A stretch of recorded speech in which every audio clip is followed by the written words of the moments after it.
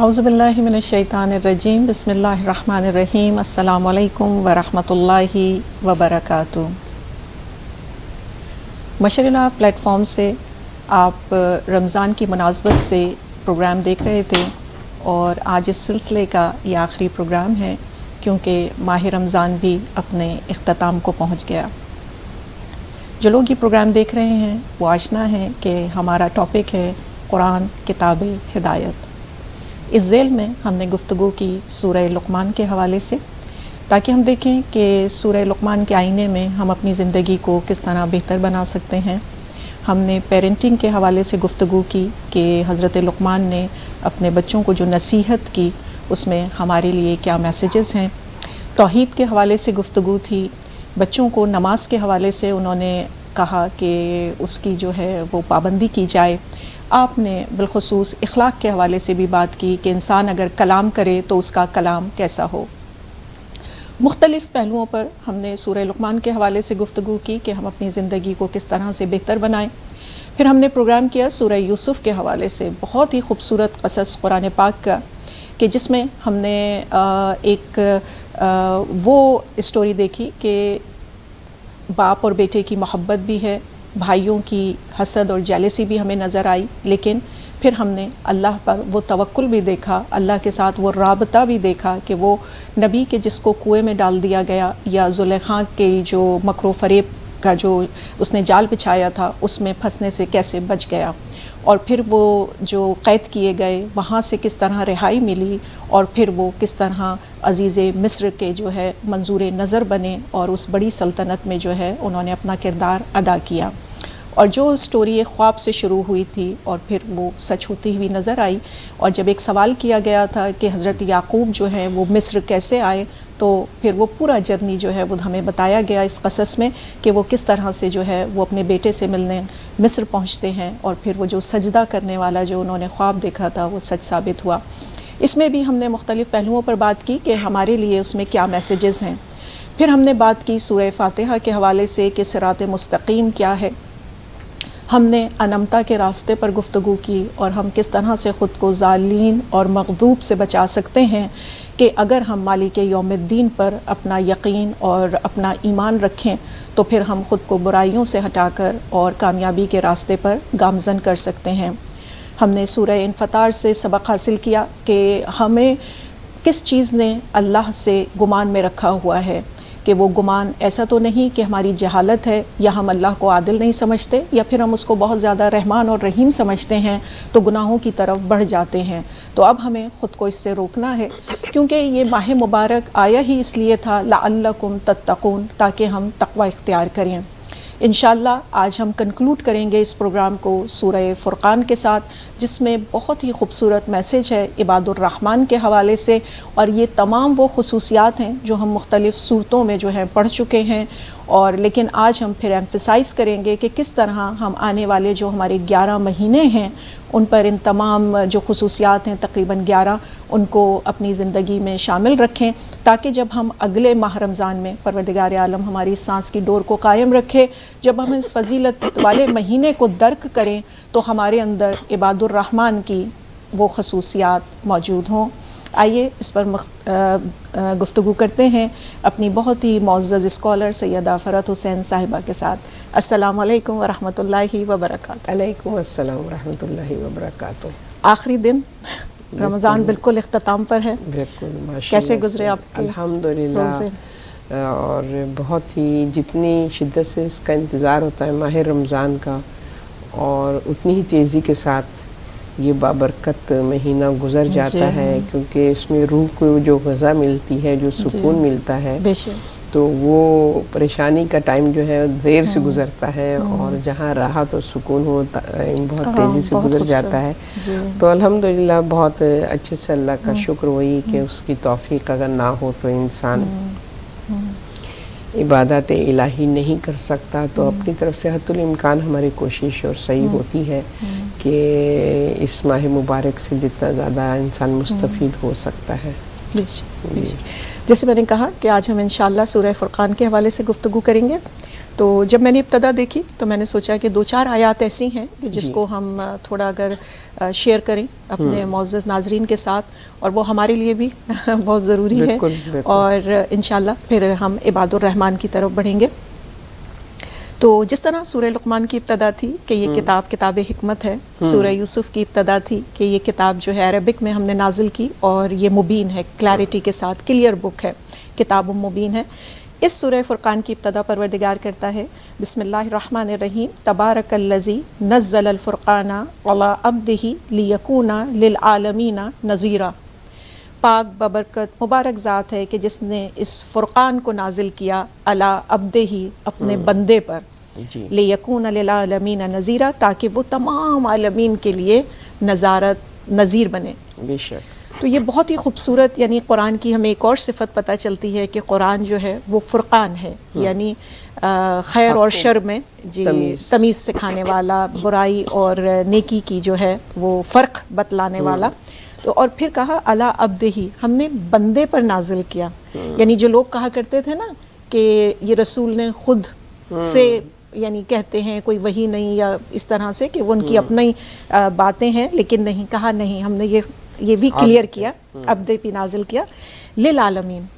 عالمین ہم نہیں جانتے کتنے ہیں، کیا وسعت ہے، اور پھر یہ سب کے لیے، اس میں میرے خیال سے تمام مخلوقات بھی ہیں، انسان کے ساتھ جن ہیں اور جو بھی نباتات، حیوانات، سب عالمین میں آتے ہیں۔ بے شک۔ تو نذیرہ، ڈرانے والا۔ میں چاہوں گی کہ اگر آپ اس پر مزید گفتگو کریں۔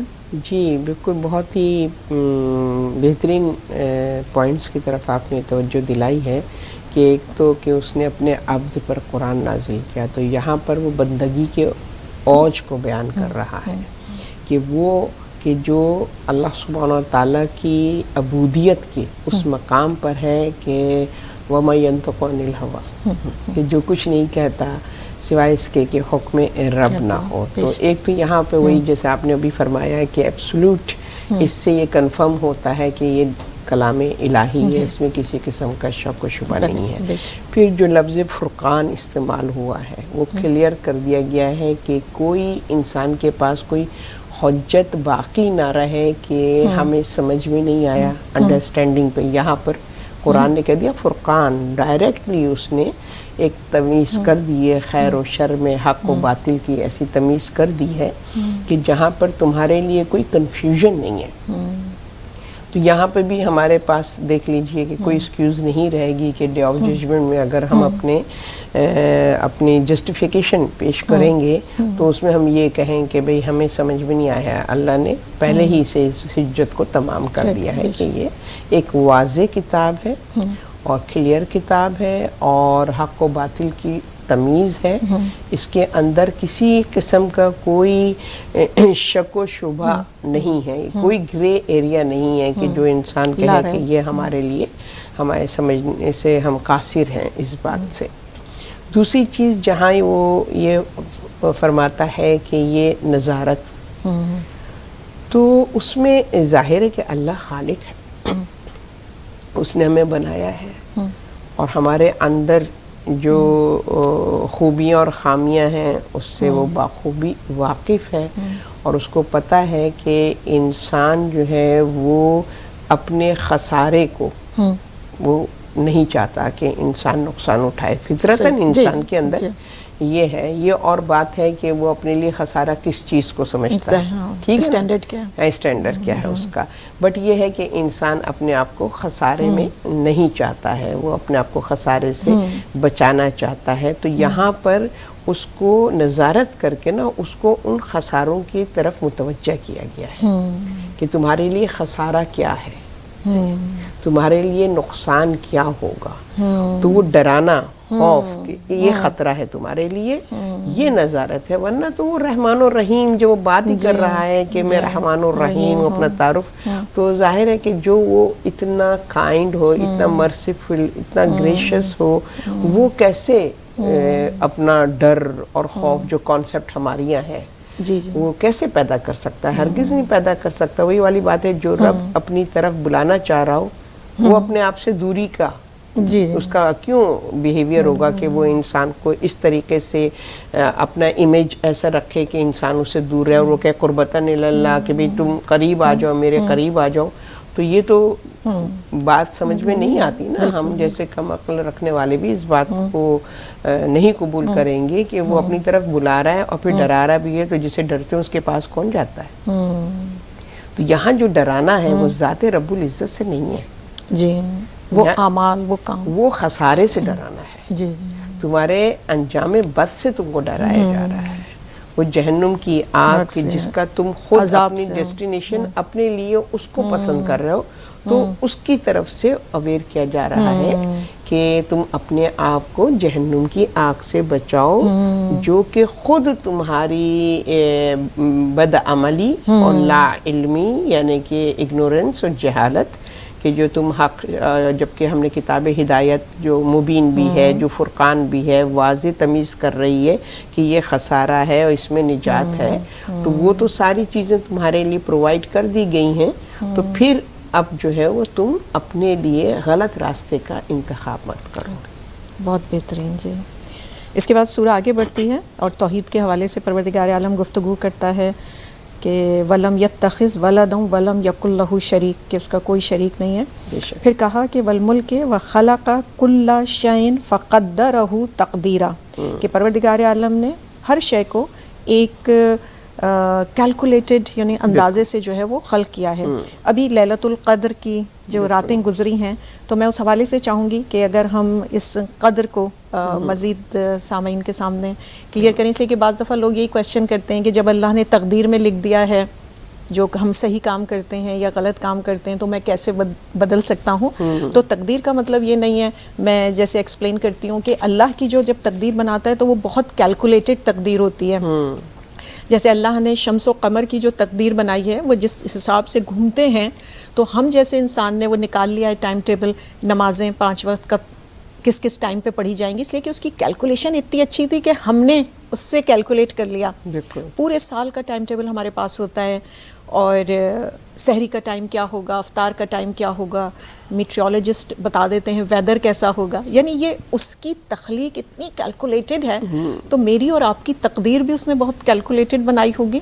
تو اگر آپ اس حوالے سے گفتگو کریں. بالکل. دیکھیں یہ قضاء و قدر کا جو سلسلہ ہے، تو نیچرلی اللہ سبحانہ تعالیٰ چونکہ علم غیب رکھتا ہے، تو اس نے ہم کو جو اس دنیا میں بھیجا اور جس مشن کے لیے بھیجا، اور اس مشن میں ہم کتنا اچیو کرتے ہیں اس مقصد تخلیق کو، کہ اللہ نے کس پرپس کے لیے ہمیں اس دنیا میں خلق کیا ہے، تو وہ تمام چیزیں اللہ کے علم میں ہیں. اور بار بار کلام الہی میں اللہ فرماتا بھی ہے کہ اللہ کو جاننے کی ضرورت نہیں ہے، کہ ڈے آف ججمنٹ میں اللہ جاننا چاہتا ہے کہ تمہارے اعمال کیسے ہیں.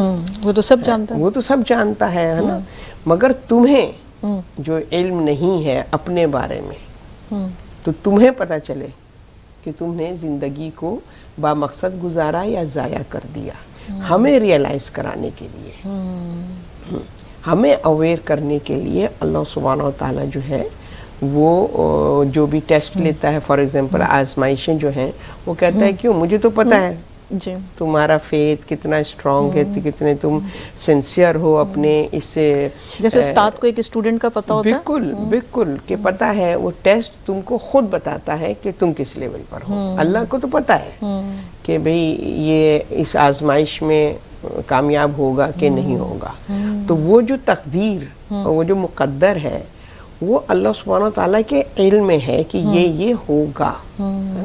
تو وہ اس کی چونکہ علم میں ہے، اس کا یہ مطلب نہیں ہے کہ یہ جبرن ہے کہ تم نمازی ہو گئے یا تم نافرمان ہو گئے. یہ اللہ نے کوئی رپورٹ تھوڑی ہے کہ جو اس میں پروگرامنگ ڈال دی ہے، تو نہ ہوا حساب کتاب، بالکل پروگرامنگ ڈال دی ہے کہ بھئی یہ تو گناہ کرے گا. اور یہ جبر کا آپ کو پتہ ہی ہے کہ کانسیپٹ ہے مسلمانوں میں، کہ جیسے کہ ہم دربار یزید میں دیکھتے ہیں کہ یزید نے اپنی بدعملی کو اور اپنے نجس کام کو اللہ کے اوپر ڈال دیا تھا کہ اللہ نے تمہارے ساتھ کیا برا کیا. تو یہ جو مینٹیلٹی ہے نا، اس کو یہاں پہ کلیئر کیا گیا ہے. قرآن میں بار بار یہ کہا گیا ہے کہ لا اکراہ فی الدین, دین میں کوئی جبر نہیں ہے. اگر اس نے مقدر بنا دیا میں بے نمازی ہوں تو پھر وہ ایکسپیکٹ کیسے کرے گا مجھ سے, ہے نا. تو کہ وہ اپنی عدل اور عدالت کی بات کرتا ہے, جسٹس کی بات کرتا ہے, جب اس نے میرے اندر وہ صلاحیت نہیں رکھی ہے کہ میں اس کی مطیع و فرما بردار ہوں. اس نے تو لکھ دیا ہے کہ یہ نافرمان رہے گی, تو یہ نہیں ہے کہ اس نے لکھ دیا ہے تو بس نہیں, اس کو پتا ہے کہ مجھ تک ہدایت آئے گی, میں خود منہ موڑوں گی اور میں اپنے لیے اس صراط مستقیم کا انتخاب نہیں کروں گی. یہ اللہ نے, کیونکہ جیسے کہ دیکھیں نا کہ ہمیں روایتوں میں ملتا ہے, احادیث میں بھی ہے, ائمہ علیہ السلام کے اقوال میں بھی نظر آتا ہے کہ آپ صدقہ دیجئے آپ موت کو ٹال دیتے ہیں. اس کا کیا مطلب ہے؟ اس کا کیا مطلب؟ اس کا یہ مطلب ہے کہ یہ ہم ہیں جو اپنا مقدر, اپنی تقدیر خود بناتے ہیں. ابھی آپ نے بہت بہترین اس شب لیلۃ القدر کا ذکر فرمایا ہے کہ جس میں انسان اپنی تقدیر خود لکھواتا ہے, اپنی چوائس کی, کہ یہ سال بھر وہ کیا چاہتا ہے, کہ کیسی اس کی زندگی ہو اور کیسا اس کے شب و روز ہو. تو وہ شب قدر کی عبادات میں اور اپنے خواہشات کو, اپنے جو اس کے ایم ہوتے ہیں اس کو, وہ گولز اپنے جو ہیں وہ خواہش اس کو بیان کرتا ہے. اور اللہ سبحانہ وتعالیٰ اس کے مقدر میں اس کی خواہش کو اللہ رد نہیں کرتا, اچھائی کو کبھی, تو وہ اس کی خواہش کو لکھ دیتا ہے کہ بھئی یہ ہے. اب یہ انسان پر ہے کتنی کوشش کرے گا, کہ انسان کوشش کرے گا نا اچیو کرنے کی, وہ تو اس کے اختیار میں ہے. تو یہ ہمارے اپنے اختیار میں ہے کہ اللہ کے تو علم ہے کہ ہم نیکی کریں گے یا ہم بدی کریں گے, یہ ہمارے اختیار میں ہے کہ ہم جو ہیں وہ نیکی کا راستہ اختیار کریں. بے شک, بہت خوب. اس کے بعد جو سورہ ہے وہ طویل ہے, تو ٹائم کی کمی کی وجہ سے ہم انشاءاللہ ورس نمبر جو 26 ہے, میں چاہوں گی کہ ہم اس کی طرف بھی متوجہ ہوں. کہ پروردگار کہتا ہے الملک یومئذ الحق للرحمن وکان یوما علی الکافرین عسیرا, کہ اس دن جو ہے حق رحمان کی حکومت ہوگی. ہم مالک یوم الدین بہت ڈیٹیل میں ایکسپلین کر چکے ہیں, اور یہاں پر یہ سورہ بھی ایمفیسائز کرتا ہے کہ رحمان کی حکومت اس دن ہوگی, اور وہ دن کافرین کے لیے عسیرہ, عسیر یعنی سخت, یسرا نہیں کا ہے, یسیر نہیں کا, عسیر کا ہے, کہ یعنی بہت ہی سخت دن ہوگا. کیوں سخت دن ہوگا؟ وَيَوْمَ يَعُضُّ الظَّالِمُ عَلَى يَدَيْهِ يَقُولُ يَا لَيْتَنِي اتَّخَذْتُ مَعَ الرَّسُولِ سَبِيلًا, کہ ظالم اپنے ہاتھوں کو کاٹ رہا ہوگا اور کہہ رہا ہوگا کہ کاش میں نے رسول کے ساتھ سبیل کو بھی مانا ہوتا.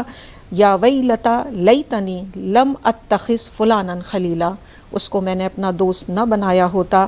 لقد اضلنی عن الذکر بعد اذ جاءنی, کہ میں نے ہدایت آنے کے بعد گمراہی کو, جیسے آپ نے کہا کہ انسان کے اوپر ہے, گمراہی کو چن لیا. وکان الشیطان للانسان خذولا, شیطان تو انسان کو تنہا چھوڑ دیتا ہے, تو کہ وہ اس وقت کام نہیں آئے گا. دنیا میں تو اس نے ہمیں قابو کیا ہوا ہے, لیکن اب ہم جب کہتے ہیں نا کہ ہمیں شیطان نے بہکایا تھا, تو وہ انسان کو جو ہے غلط راستے پر لے جاتا ہے. تو میں چاہوں گی کہ یہ جو بری صحبت ہے ان جنرل, اور جو شیطان کو ہم ولی بنا لیتے ہیں کہ جو ہمیں نور سے ظلمتوں میں لے جاتا ہے, اس پر اگر آپ مزید روشنی ڈال دیں. جی بالکل, اس میں کسی قسم کی شک و شبہ کی گنجائش نہیں ہے کہ اللہ جو ہے وہ عادل ہے, اور وہاں پہ وہ اپنے عدل کی حکومت کو قائم کرے گا. یہاں تو اس نے مہلت دی ہوئی ہے, یہاں پر وہ بار بار ہماری غلطیوں کو اگنور کرتا ہے اور موقع دیتا ہے نا, موقع دیتا ہے کہ ہم جو ہیں وہ اپنے اندر وہ شعور اور آگہی پیدا کریں کہ اپنے لیے صحیح سمت کا انتخاب کریں. تو یہاں تو اللہ نے بھیجا ہی ہمیں اسی لیے ہے نا کہ آزمانے کے لیے بھیجا ہے. تو جب آزمائش ہوتی ہے تو اس میں وہاں پر اللہ سبحانہ وتعالیٰ ایک چھوٹ دیتا ہے نا, کہ آپ جو ہیں وہ اپنی آزمائش کو اپنی طرح سے, آپ کو فلی طریقے سے گائیڈ کر دیا گیا ہے کس سچویشن کو کس طرح ڈیل کرنا چاہیے. ہر طرح کے وہ کہتے ہیں نا کہ ہر کویسچن کا آنسر اس نے ہمیں بتا دیا ہے کہ یہ ہے. اب یہ ہم پہ ڈیپینڈ کرتا ہے کہ ہم جو ہیں اس کویشچنس کے آنسر، اس آزمائش کا جواب جو ہیں وہ اسی قاعدے و قانون کے مطابق دیتے ہیں، یا پھر ہم اپنے قاعدہ اپنا قاعدہ قانون کو اپلائی کرتے ہیں. تو مگر وہاں پر تو ظاہر ہے کہ ایک تو بک آف ایکشن آپ کا یہاں سے ختم ہو گیا. جب روح اور جسم جدا ہوا آپ کی بک بند ہو گئی ہے، آپ کا اعمال نامہ بند ہو گیا. اب وہاں پہ صرف رزلٹ اناؤنس ہوگا، ٹھیک ہے نا. اب جب وہاں پہ رزلٹ اناؤنس ہوگا تو وہ رزلٹ سن کے انسان جو خسارے والے ہیں، وہ خسارے والے ہیں، وہ جیسے کہ سورہ قیامہ میں بھی اللہ منظر کشی کرتا ہے نا وہ ڈے آف ججمنٹ کی، کہ جو نیکوکار ہوں گے ان کے چہرے چمک رہے ہوں گے کیونکہ وہ اپنے رزلٹ کو اپنے سامنے دیکھ رہے ہوں گے، یہ گریٹ سائن ہمارے چہک رہے ہوں گے. اور جو نافرمان ہیں وہ بھی اپنے رزلٹ کو دیکھ رہے ہوں گے، چہروں پہ ہوائیاں اڑی ہوئی ہوں گی کیونکہ ان کی یہاں کہیں بھی مارک شیٹ میں کوئی بھی ان کے لیے اچھی خبر نہیں ہے. تو وہاں پر وہ لوگ جو ہیں جب اعمال نامہ دیکھیں نا تب ہوش، تب غفلت کے پردے ہٹیں گے. اس دنیا میں تو ہم ignorance کہاں، وہاں تو حقیقت، وہاں تو کہتے ہیں نا کہ حجاب سارے ہٹ جائیں گے. تو انسان خود اپنی نظروں سے اپنے اعمال کو دیکھے گا، اور اعمال مثل جسم کے جیسے کہتے ہیں نا اس کے سامنے ظاہر ہوں گے، اور ڈینائی کرنے کا کوئی سلسلہ ہی نہیں ہوگا. یعنی کہ ہم ڈینائی کر ہی نہیں سکیں گے. ہمارے اعضاء و جوارے وٹنس ہوں گے ہماری بدعمالیوں کے. 7 گواہ کی بات کی تھی. بالکل. تو وہاں پہ تو کوئی وہ گنجائش نہیں ہے. جیسا بھی آپ نے فرمایا کہ وہ شیطان کے جس کو ہم نے اللہ سے زیادہ سبقت دی، اس کے ذرا سی وسپر پہ یہاں اللہ نے ڈیٹیل میں ایگزامپل کے ساتھ انگلی پکڑ کے چلا رہا ہے اللہ ہم کو، اس کو اگنور کیا. وہ شیطان جو ایک وسپر کرتا ہے خالی، اس کی طاقت کیا ہے کہ وہ صرف وسپر کرتا ہے، وہ انگلی پکڑ کے نہیں چلاتا ہے. تو جو انگلی پکڑ کے نہیں چلاتا ہم اس کے پیچھے چل رہے ہیں، اور جو ہمیں ایک سیف اور پروٹیکٹیو ایک وہ کہنا چاہیے ماحول دے رہا ہے. ہماری عقل دیکھیے، بدعقلی دیکھیے ہماری کہ ہم اس کو اگنور کر رہے ہیں، اور اس نے ذرا سے ایک شوشہ چھوڑ دیا. اور یہ فطرت انسانی ہے. آپ نے کبھی دیکھا ہوگا ہمارے معاشرے میں بھی ایسا ہوتا ہے کہ کوئی بھی چیز ہے، اب کسی بھی خاتون نے میرے کان میں کہہ دیا کہ وہ فلاں آپ کے بارے میں جی ہے نا، نہ میں نے اس کو کلیئر کروایا، نہ میں نے تحقیق کی، نہ میں نے اس کو مشاہدہ کیا، نہ کوئی آئی وٹنس، نہ کچھ، کوئی نہیں ہے. ایک کان میں مجھے کسی نے یہ جملہ کہہ دیا ہے، بس میں نے اسی پر اپنا ریئیکشن میرا آ گیا.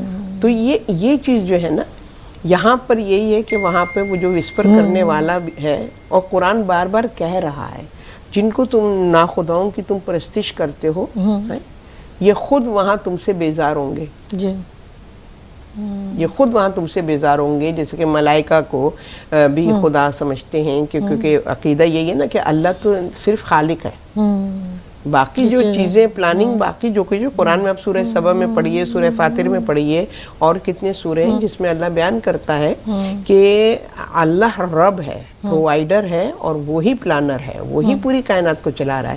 مگر چونکہ یہ اسباب کی دنیا ہے تو اور ہمیں بغیر اسباب اور سبب کے نہیں ہم سمجھ سکتے. تو اللہ سبحانہ تعالیٰ کی قدرت، اللہ محتاج نہیں ہے ملائکہ کا بارش برسانے کے لیے، ہے نا. اللہ کسی بھی ذرائع کا جو دنیا میں اللہ نے بنائے ہیں وہ ذرائع اللہ محتاج نہیں ہے، ہم محتاج ہیں. تو ہمیں سمجھانے کے لیے اس نے ذرائع. تو اب وہ عقیدہ کیا تھا مشرکین کا کہ کریٹر چلو وہ ہے، باقی چیزیں جو ہیں وہ سارا انتظام کر رہی ہیں، تو وہ ان کی ورشپ کرو، یہ رزق کا دیوتا ہے، اس کی ورشپ کرو، یہ بارش لے کر آتا ہے. تو وہ اس طرح کا جو عقیدہ ہے، تو وہاں پر ان کو اندازہ ہو جائے گا کہ سپریم اور ایبسولوٹ پاور اللہ کی ذات ہے، باقی یہ سب کارندے ہیں اللہ کے جو اللہ کے حکم کی اطاعت کر رہے ہیں. تو جن کو تم نے ناخداؤں کو تم نے اس دنیا میں قبول کیا ہے، وہ سب تمہارے اگینسٹ کہیں گے. کہ اللہ سوال کرے گا ملائکہ سے، کیا تم نے ان سے کہا تھا یہ تمہاری ورشپ کریں؟ تو وہ کہیں گے نہیں، وہ انکار کریں گے کہ نہیں، ہرگز نہیں، پالنے والے ہم تو تیرے موتی و فرما بردار ہیں، تیرے حکم کے تابع. سورہ سبا میں پڑھیں، تیرے حکم کے تابع ہیں ہم. تو وہاں پر اللہ سبحانہ وتعالی جن کو بھی ہم خدا بنائے بیٹھے ہوئے ہیں، وہ سب ہمارے کوئی بھی ہمارا فیور وہاں پہ نہیں کرے گا. صحیح بات. کوئی بھی ہمارا فیور نہیں کرے سوائے ذات رب العزت کے جس کے دست قدرت میں سب کچھ ہے. فیصلہ جو ہے وہ اسی کا ہے اور یوم دین اسی کا ہے اور وہ اپنی عدل کے ساتھ وہاں پر فیصلہ کرے گا. لہٰذا ہمیں اپنی زندگی کو اس معیار پہ گزارنا چاہیے کہ ہم اس کے عدل کو برداشت کر سکیں. ایسا نہ ہو کہ اس کی عدالت ہمارے لیے نقصان دہ ہو ہماری بدعملی کی وجہ سے. بے شک. جی میں نے جب یہ آیتیں پڑھی تھی تو مجھے اس میں یہ جو بہت امپورٹنٹ لگا کہ جس شخص یہ کہہ رہا ہے وہ یہ جانتا تھا کہ میرے پاس ہدایت آئی تھی، یعنی وہ کہہ رہا ہے کہ آئی تھی اور پھر بھی میں گمراہ ہو گیا. تو یہ بہت زیادہ آئی اوپنر ہے کہ ہمارے پاس ہدایت ہے، اس وقت ہمارے پاس قرآن ہے اور اس کے حساب سے جو ہے اگر ہمیں زندگی گزاریں اللہ کے احکام کے اور حدود میں رہ کر تو انشاءاللہ کامیابی ہے. اچھا ہمارے پروگرام قرآن کتاب ہدایت اور حکمت اور ہدایت مبین اور ہر چیز. جی تو میں نے کہا کہ یہ والا جو شکوہ ہے آپ نے اس کو ایک دفعہ ٹچ بھی کیا تھا کہ رسول رحمت للعالمین ہے اور ہم دیکھتے ہیں کہ رسول غزووں میں گئے لیکن آپ نے کسی کو جو ہے وہ مارا نہیں اس لیے کہ آپ کی رحمت اجازت نہیں دیتی تھی. لیکن ہم یہاں پر اس رسول کو شکوہ کرتے ہوئے دیکھ رہے ہیں کہ وقال الرسول، اور رسول کہیں گے یا ربی اے میرے رب انا قومی اتخذوا، اس قوم نے ھذا القرآن مہجورا، اس قرآن کو دور کر دیا. مہجور یعنی ہجرت سے کہ اس سے دور ہو گئے تھے یہ نا، تو پشت پھیر لی. جی اگر آپ اس حوالے سے بات کریں یہ بہت ہی اسٹرانگ اور بہت تکلیف دہ ہے رسول کا یہ شکوہ اس دن. اور کوشش کرنی چاہیے، ہم نے پورا ماہ رمضان کوشش بھی کی کہ ہمارا کنیکشن قرآن سے بن جائے تاکہ ہم ان میں شمار نہ ہوں کہ جنہوں نے قرآن کو بھلا ڈالا تھا. بالکل بہت ہی آئی اوپننگ آیت ہے کہ یہاں پر رسول خدا صلی اللہ علیہ وسلم اس بات کا شکوہ کر رہے ہیں کہ جو کتاب ہدایت انسانوں کی رہنمائی کے لیے نازل ہوئی تھی انہوں نے اس کو پس پشت ڈال دیا، یعنی کہ قرآن کی تعلیمات سے اپنی زندگی کو اس اسٹائل میں نہیں گزارا جو حیات طیبہ اللہ سبحانہ و تعالیٰ نے کتاب کے ذریعے اپنی کتاب کے ذریعے ہمارے سامنے بیان فرمائی ہے کہ یہ طریقہ زندگی ہے تمہارے لیے، میں نے اس حیات طیبہ کو تمہارے لیے پسند کیا. جیسے سورہ نحل میں بھی اللہ فرماتا ہے نا کہ کیا نام ہے ہم ان کو حیات طیبہ عطا کریں وَهُوَ مُؤْمِنٌ، کہ جو مومن ہوں گے اور عمل صالح کریں. ہاں عمل صالح کریں گے. تو یہاں پہ اس بات کو والعصر ان الانسان لفی خسر الا الذین آمنوا وعملوا الصالحات، تو بار بار اللہ ایمان اور عمل کی بات کر رہا ہے. یہ قرآنی تعلیمات ہیں. اب ہم جو ہیں وہ کیا نام ہے بغیر عمل کے ایمان کا دائی بنتے ہیں یا بغیر ایمان کے عمل کے دائی ہیں. ایمان اور عمل ہے نا، یہ آپ کو بہت کم لوگوں میں نظر آئے گا. یہ انہی میں نظر آئے گا جو آگے ہم انشاءاللہ صفات بیان کریں گے، 12 صفات ان بلیورز کی. تو قرآن کو پس پشت رکھنے کا مطلب یہ ہے کہ اس کی تعلیمات کو اگنور کرنا. اب یہاں تو ہر مسلمان کہے گا نہیں بھائی ہم تو قرآن پڑھتے ہیں، فلاں مر جاتا ہے تو ہم پڑھتے ہیں، سورہ یاسین تو ہمیں زبانی یاد ہے، ہم ہر نماز کے بعد پڑھتے ہیں، پورا قرآن ماہ رمضان میں لوگ ختم کرتے ہیں، اور یہ سب ہم تو قرآن سے دور نہیں ہیں. قرآن سے تو نہیں، قرآن سے دور نہیں ہیں ہم، ٹھیک ہے نا. قرآن میرے گھر میں ہے، چاہے میں نے ہر روم میں بھی رکھا ہوا ہے، میں پڑھتی بھی ہوں. قرآن کی تعلیمات سے دور ہے. تو شکوہ قرآن اس کا کرے گا کہ تعلیمات سے پس پشت رکھ دیا مجھے، یعنی میرے اندر جو یہ گائیڈ بک تھی کہ کس طریقے کی زندگی گزارو، انہوں نے قرآن کی جو طریقہ زندگی ہے اس کو اگنور کر کے، اس کی نافرمانی کر کے اپنی منمانی کی ہے. تو جس کا وہ شکوہ کرے گا کہ بھی مجھے جس مقصد کے لیے بھیجا گیا تھا، مقصد صرف مرحومین کو کے اوپر ثواب بخش دینا نہیں ہے کہ بھئی ہم نے مرحومین کے لیے پڑھا. مرحومین کے لیے قرآن پڑھنے کا ثواب اپنی جگہ ہے، مگر اگر ہم اس کو صرف یہ کریں کہ مرنے کے بعد ہی قرآن ہماری اس طرح شفاعت کرے گا تو قرآن جو ہے وہ نیچرلی آپ اس کے اوپر پڑھ رہے ہیں کہ جو کہ عمل کی منزل پر نہیں ہے. اس کا عمل تو اب ختم ہو گیا نا. اب آپ جو پڑھ رہے ہیں اس کو ایک گفٹ بھیج رہے ہیں کہ یہ ریسائٹیشن اس کو اس کے قبر کو روشن کر دے یا اس کے وہاں کے سفر کے لیے جرنی کے لیے آسانی ہو. تو وہ تو ڈیڈ ہے، وہ عمل نہیں کر سکتا. عمل ہمیں اپنی دنیا میں خود کریں. آپ اتنے کنسرن ہیں، میں یہ کہتی ہوں مردے کے لیے ہم اتنے کنسرن ہیں، ہمیں پتہ ہی ہے قرآن اس کی مدد کرے گا اپنی زندگیوں پہ اپلائی عمل نہیں کر رہے ہیں. مردے کے لیے ہمیں یقین ہے کہ ہم جو پڑھ رہے ہیں وہ، اور ہم زندوں کے لیے ہم اپنے لیے قرآن کو کیوں نہیں پڑھتے؟ یعنی پڑھنے سے مطلب یہ ہے کہ اس کو اپنے اوپر اپلائی کیوں نہیں کرتے. تو یہ قرآن کا شکوہ ہوگا. اور جو ظاہر ہے کہ حق بجانب ہے قرآن کہ وہ اگر خدا نہ کرے کہ ہم اس فہرست میں شامل ہوں. جی اللہ محفوظ رکھیں. جی تو اس میں یہی تھا جب اس کی تفسیر پڑھی کہ تارک قرآن صرف وہ نہیں ہے کہ جو قرآن نہیں پڑھتا. تارک قرآن کہا وہ بھی ہے جو پڑھتا ہے لیکن سمجھتا نہیں. پھر کہا تارک قرآن وہ بھی ہے جو پڑھتا بھی ہے، سمجھتا بھی ہے لیکن عمل نہیں کرتا. بالکل. تو عمل کی بھی جیسے آپ نے بات کی کہ وہ بہت بڑی ذمہ داری ہے. اور مجھے لگتا ہے کہ جب رسول نے یہ دیکھا ہوگا کہ وہ ظالم اپنے ہاتھ کاٹ رہا ہے کہ میں نے کیوں نہیں سنا، ہدایت آ بھی گئی تھی، میں نے عمل، تو رسول نے کہا ہوگا کہ تم نے قرآن کو چھوڑ دیا تھا، چاہے وہ قرآن صامت ہو، ناطق ہو، کہ ہم اس کو سمجھ ہی نہیں پائے. اور جبکہ ہم قرآن کے حوالے سے پڑھ رہے ہیں، نور ہے، ہدایت ہے، حکمت ہے، کہ اب وہ جب آپ کو علم دے دیتا ہے تو وہ بتاتا بھی ہے اس علم کو اپلائی کیسے کرنا ہے. پھر ہم نے یہ بھی بتا دیا کہ وہ عربک میں آیا تاکہ ہم سمجھ بھی سکیں جو عرب کے لوگ تھے. پھر کہا فرقان ہے، صحیح اور غلط بھی بتاتا ہے کہ اگر مجھے کسی چیز پہ ڈاؤٹ ہے، یہ کرنی چاہیے یا نہیں کرنی چاہیے، تو قرآن سے اچھا تو میزان ہے ہی نہیں کہ وہ ہمیں بتا دیتا. اور پھر بس یہی کہ رسول کو بہت شکوہ ہوگا امت کا یہ حال دیکھ کر. بس میں یہی سوچ رہی تھی کہ جب بچوں کا رزلٹ آتا ہے والدین کی کیا کیفیت ہوتی ہے، اور خدا نہ خواستہ جن کے بچے فیل ہو جاتے ہیں وہ تکلیف سے جس سے گزرتے ہیں، وہ میں سوچتی ہوں کہ رسول کو ہم کس پوزیشن میں لے جائیں گے.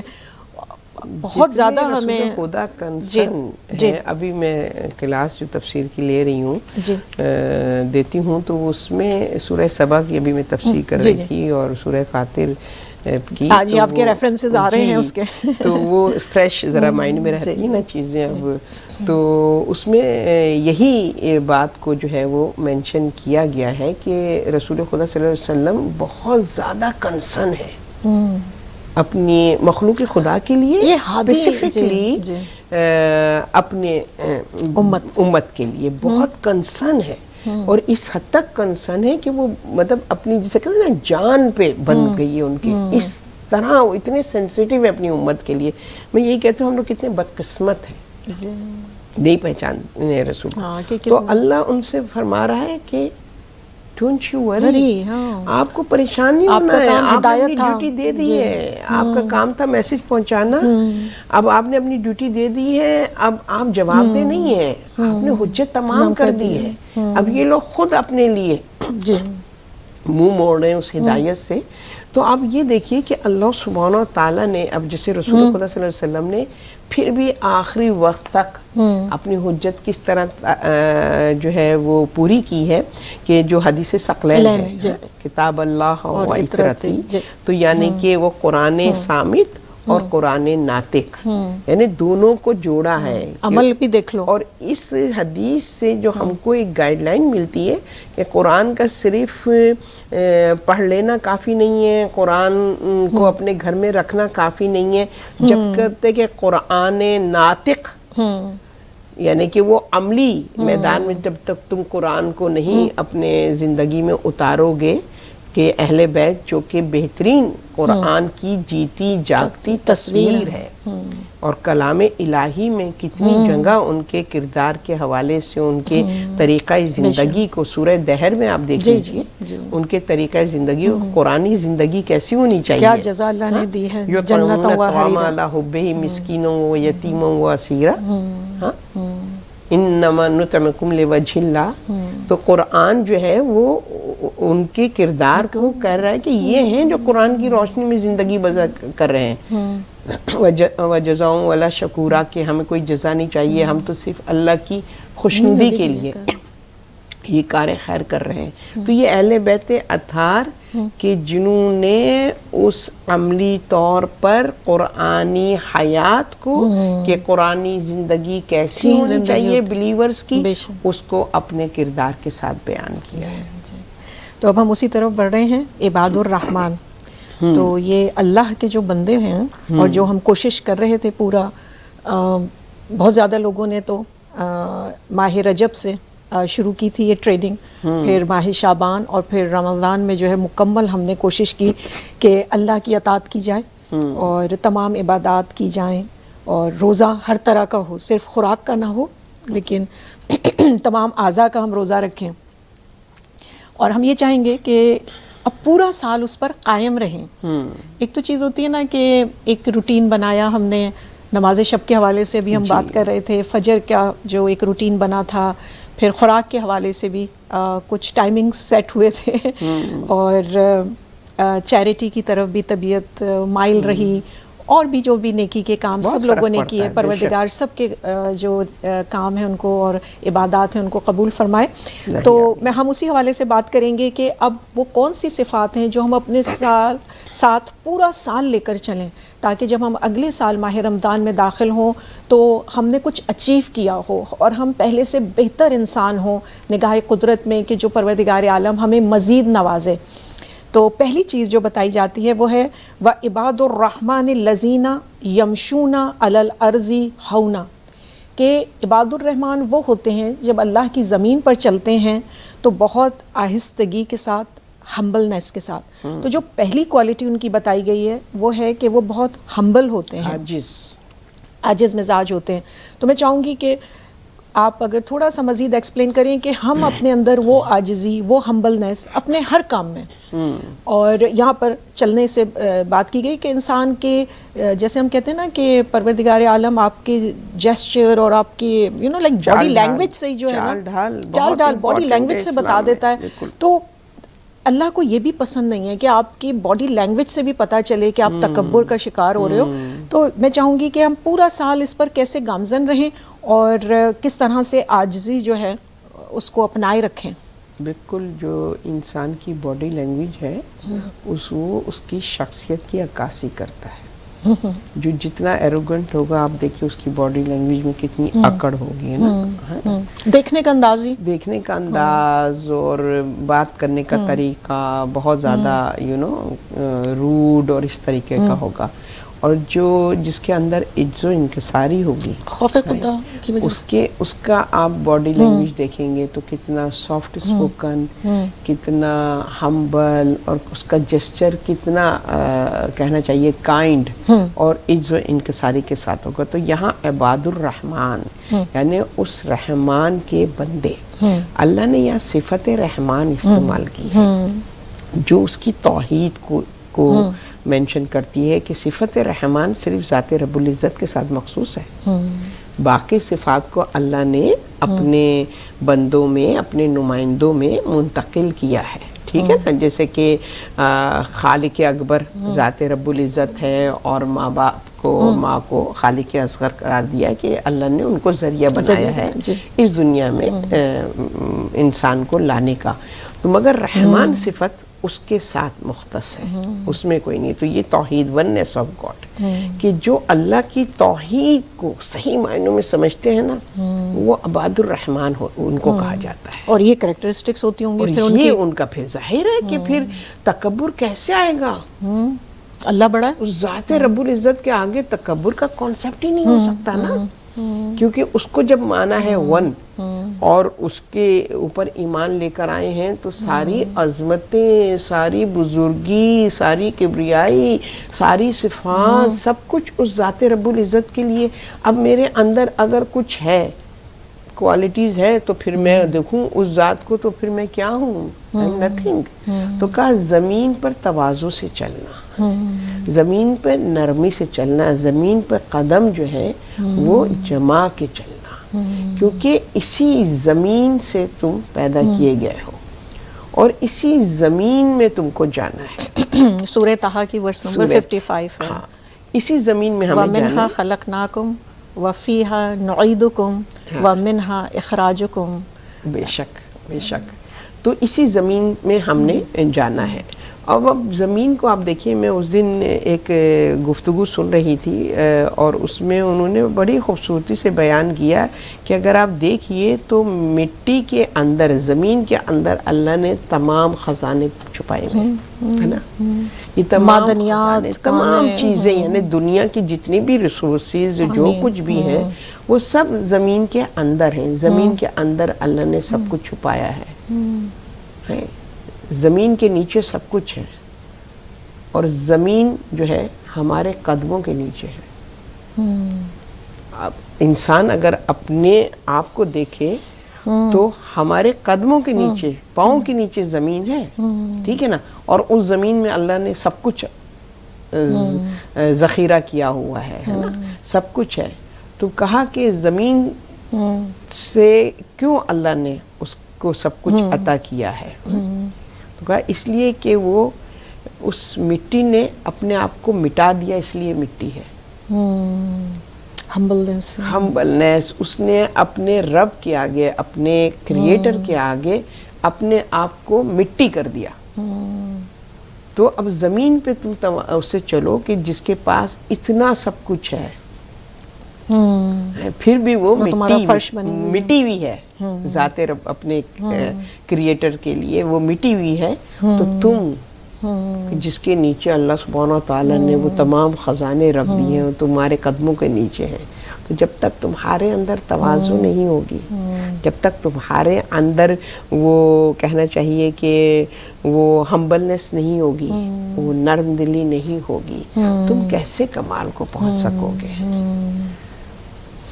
بہت خوب آپ نے زمین کے حوالے سے بات کی. مجھے یاد آیا ایک آیت ہے اور اس میں یہی ہے کہ تم جو یہ اکڑ کر چلتے ہو، نہ تم زمین کا سینہ چیر سکتے ہو، نہ آسمان کو چھو سکتے ہو. بالکل صلاحیت تو کچھ بھی نہیں ہے. اللہ کے آگے کیا ہم کر سکتے ہیں. پھر دوسرا وہ سورہ زلزال میں ہے کہ یہ زمین سارے خزانے نکالے گی اور خبر دے گی. بالکل گواہی ہے ہماری. جی گواہی. اسی زمین پہ چل کے تو ہم اپنی زندگی گزارے. جب ہم نے گواہوں کی بات کی تھی، زمین ایک گواہ ہے ہمارا. جہاں جہاں گناہ کیے، نیکیاں کی، زمین سب بتائی گئی. بالکل وٹنس ہے وہ. اور پھر اسی زمین میں ہم سو جائیں گے. اسی زمین میں مٹی بن جائیں گے. مگر آپ دیکھیے زمین کی ایک اور خاصیت، زمین کی ایک اور خاصیت یہ ہے کہ زمین جو ہے وہ امین ہے. آپ مٹی سے مٹی ہو جائیں گے، خاک ہو جائیں گے، نام و نشان مٹ جائے گا. مگر جب حکم رب ہوگا واپس تو وہ لوٹائے گی. انسان جو ہے وہ دوبارہ اسی طریقے سے اپنی قبور سے نکلے گا. تو زمین اس طریقے سے امانت میں خیانت نہیں کرتی ہے. شاید اسی لیے کہو کہ زمین پر اتنا اکڑ کے نہیں چلو. تمہارے زمین تمہارے قدموں کے نیچے تو رکھی ہے، مگر اگر تم اپنے کردار کو دیکھو تو تم سے کہیں زیادہ بلند اس کی بندگی ہے. یعنی زمین کی رسپیکٹ ضروری ہے. اسی میں جا کے سونا ہے، یہیں سے پھر دوبارہ اٹھنا ہے. بالکل بالکل. جی دوسری جو کوالٹی بتائی گئی ہے وہ ہے وَإِذَا خَاطَبَهُمُ الْجَاهِلُونَ قَالُوا سَلَامًا. کہ جب وہ بات کرتے ہیں، جاہل سے میں سمجھتی ہوں کہ جو نہیں جانتا اور بلا وجہ کی بحث مباحثہ، بعض دفعہ لوگ ایسے زندگی میں اتنا انکاؤنٹر ہوتا ہے ہمارا، تو بعض دفعہ ایسا ہوتا ہے کہ ہم واقعی الجھ جاتے ہیں ان کے ساتھ کہ نہیں ہم اپنی بات کلیئر کر دیں، نہیں ہم ان کو صحیح بات بتا دیں.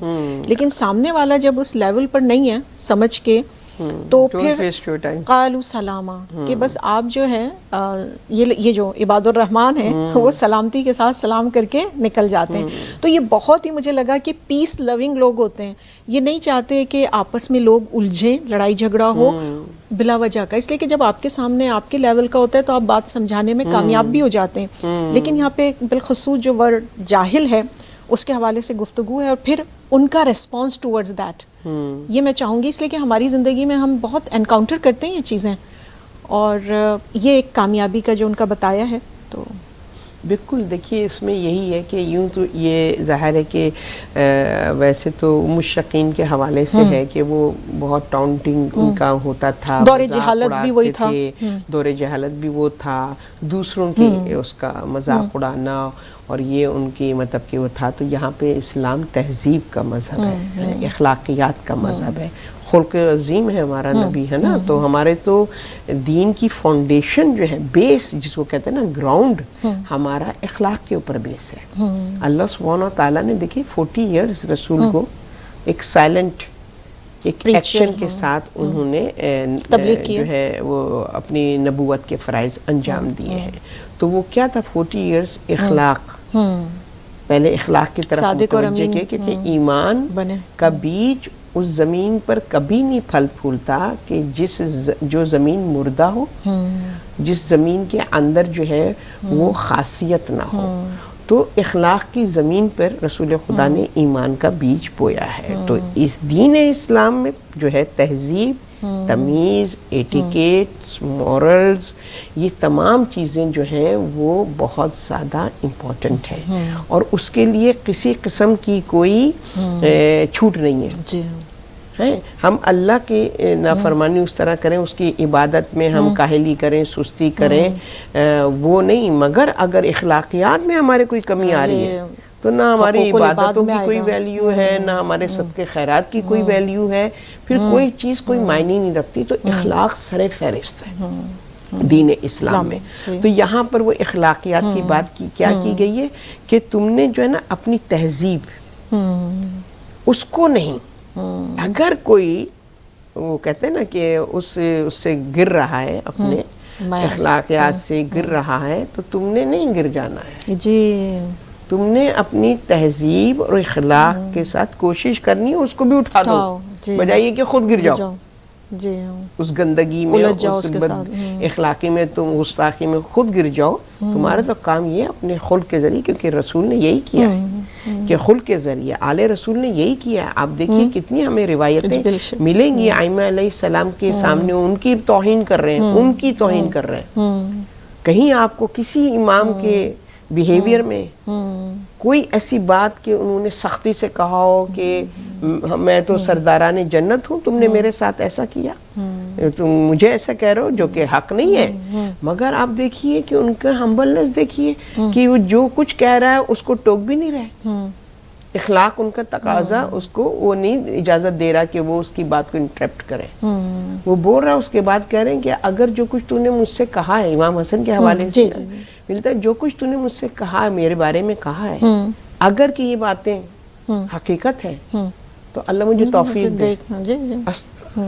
سبحان اللہ. اور جھوٹ ہے تو تجھے ہدایت دے، جھوٹ ہے تو تجھے ہدایت دے. بدعا نہیں دے رہے، اس کے لیے بھی خیر کی دعا کر رہے ہیں. تو یہ ہے، یہ عباد الرحمن. جی. اور اسی طرح سے ایک اور امام کا ملتا ہے، ایک شخص آیا ایسے غلط باتیں کرنے لگا، تو امام نے کہا تو مسافر لگتا ہے. ہاں بالکل. اگر تو بھوکا ہے تو خوراک دے دوں، اگر تو پیاسا ہے پانی لے لے، لباس تیرا میلا لگ رہا ہے لباس لے لے، کچھ پیسے دیے سفر کے لیے.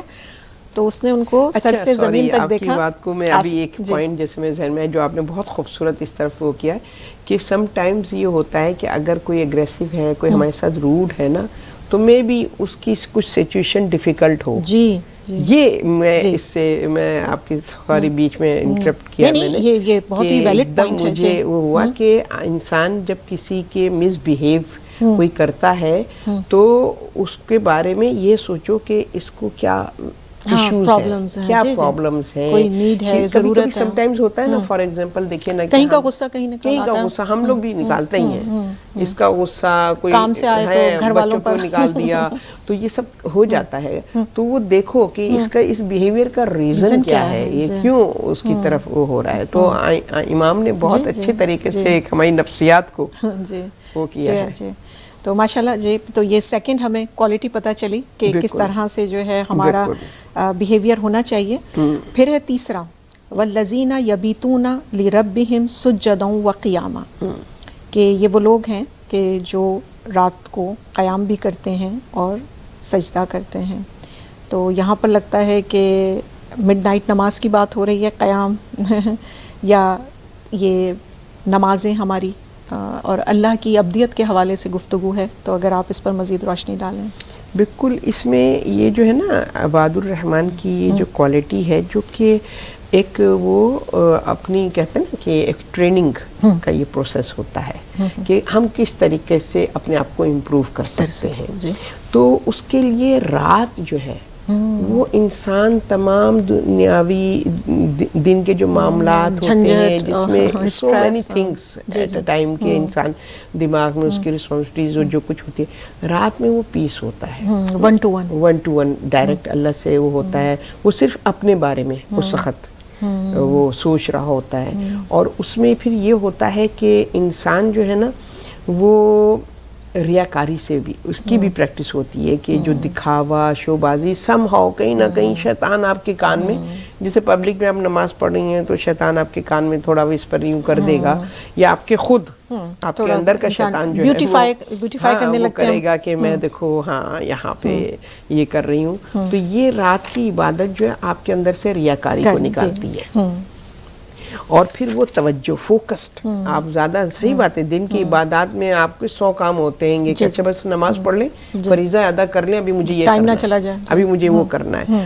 تو یہ ہے کہ رات کی عابد اور دن کے لیے یہ کہا جاتا ہے کہ جو رات میں اللہ کے ساتھ کنیکٹ ہوتے ہیں نا، وہ دن کے شیر ہوتے ہیں. ان کے پاس وہ ایمانی طاقت ہوتی ہے جو کہ ان کو ان کے قدم ڈگمگاتے نہیں، اور ان کے اندر سنسیریٹی اور سچائی یہ ان کے اندر پیدا ہوتی ہے. اور یہ حقیقت بھی ہے، ہم لوگ پریکٹس بھی کرتے ہیں تو یہ حقیقت بھی ہے کہ شب کی جو نماز ہے وہ اس کا اپنا ایک الگ ہی مزہ ہے. اور یہ نہیں جب رات کی بات آ رہی ہے نا، تو یہ نہیں کہ آپ پوری رات قیام اور سجدے کے اندر ہے، آپ نے ایک لمحے کے لیے بھی وہ کنیکشن کر لیا تو آپ نے پوری رات کو درک کر لیا پوری رات کو استعمال کر لیا آپ نے. ماشاءاللہ. سو تیسری چیز پتہ چلی کہ نمازوں کی پابندی اور بالخصوص اللہ سے رابطہ وہ جو ہے عباد الرحمن کی ایک صفت ہے. اب ہے کہ ان کی ایک یہ پہلی دعا کہ عباد الرحمن کی دعا کیا ہوتی ہے، تو ہم اس طرف متوجہ بھی ہونا چاہیے، اور ان کی معرفت کا بھی پتہ چلتا ہے عباد الرحمن کی. والذین یقولون ربنا اصرف عنا عذاب جہنم ان عذابها کان غراما. یہ وہ عذاب ہے جو چمٹ جاتا ہے، کبھی دور نہیں ہوتا. انہا ساعت مستقرا و مقاما، اور یہ ایسا ہوگا مقام کہ جہاں پر آپ نے ہمیشہ رہنا ہوگا. تو یعنی ان کی جو پہلی دعا ہے وہ ہے کہ پروردگار عالم ہمیں جو ہے تو دوزخ کے عذاب کو ہم سے پھیر دے. اس کا عذاب بہت سخت اور تکلیف دہ ہے. یقیناً دوزخ بدترین منزل اور بری اقامت گاہ ہے. تو اگر آپ اس حوالے سے گفتگو کریں. بالکل، یہ تو سچی بات ہے جو ہم نے شروع میں نذیرہ کی بات کی، جی کہ عذاب سے بچانے کے لیے تو نبی آئے اور کتابیں آئیں. تو یہاں پہ ان کی صفت بتائیے کہ وہ لوگ عذاب ان کے لیے وہ متوجہ ہوتے ہیں، اپنی پرائرٹائز کرتے ہیں کہ بھائی اپنے انجام کو اگر وہ نظر رہے تو پھر ظاہر ہے کہ پھر انسان اپنے بہتر انجام کے لیے اس دنیا میں سعی اور کوشش کرے گا. تو یہاں پر یہ کہا کہ وہ دعا کرتے ہیں عذاب سے بچنے کی. تو یہ وہ لوگ ہیں کہ جو کہ عملی طور پر چاہتے ہیں اپنے عمل کو امپروو کرنا چاہتے ہیں کہ میرا عمل ایسا ہو کہ مجھے عذاب کو فیس نہ کرنا پڑے، تو جس کی وجہ سے ہی زبان سے دعا نکلتی ہے. جی، اور میں سوچتی ہوں وہی والی بات جو ہم نے کی کہ پہلے معلوم تو ہونا، ان کی معرفت اتنی اچھی ہے کہ یہ عذاب ایسا ہوگا جو نہیں جائے گا، پھر نہیں ہے ٹلنے والا. جی، ہم دنیا میں مجھے پتہ ہے کہ آگ سے میرا ہاتھ جل جائے گا، میں نہیں کرتی ایسا کوئی کام. میں اگر کوکنگ کرتی ہوں تو کتنی احتیاط سے کرتی ہوں کہ ہاتھ نہ جلے. اور آخرت کی جو آگ ہے جس کا ذکر ہوتا رہتا ہے، اس سے ہم اپنے آپ کو بچاتے نہیں ہیں. تو عباد الرحمن کی جو پہلی دعا ہے وہ یہی ہے کہ پروردگار تو ہمیں دوزخ سے بچا، کیونکہ وہ عذاب بڑا شدید ہے. اویئرنیس ٹورڈز جب تک کہ نہ ہو اس وقت تک آپ جو ہے اس کو امپورٹنس، یعنی یہ لوگ گاڈ کانشیس ہیں، اور وہ جو ہم نے بات کی کہ جب اللہ نے جس چیز سے روک دیا اس سے رک جاتے ہیں، کیونکہ ان کو پتہ ہے کہ انجام اس کا کیا ہے، بالکل کہ اللہ کی حدود کو توڑنے کا انجام، اس کی رحمان اور رحیم کی تو سب چیزیں آپ نے لے لی، لیکن اگر جہاں آپ حدود توڑیں گے تو آپ کو سزا بھی، بصارت کے ساتھ بصیرت بھی ہے. جی تو یہ چوتھی تھی ان کی خوبی.